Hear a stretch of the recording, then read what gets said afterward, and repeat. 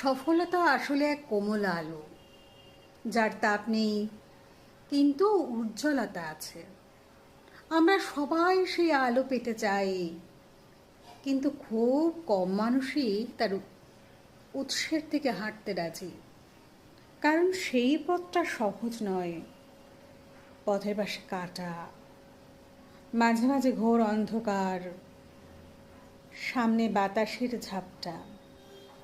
মানুষ চায় জিততে, কিন্তু জয়ের আগে হেরে যাওয়ার ভয় তাকে দুর্বল করে তোলে। আমরা ভুল ভাবি, যে ভুল করে না সোজা চলে তারাই সফল হয়। অথচ প্রকৃতি নিজেই বলছে, বীজকে মাটি ফুঁড়ে না উঠলে সে কখনো গাছ হয় না, ফুল ফোটায় না।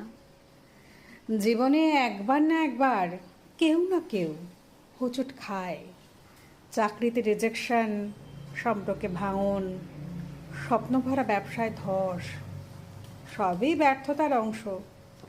কিন্তু কজন সেই ধ্বংসের নিচ থেকে নিজেকে টেনে তোলে?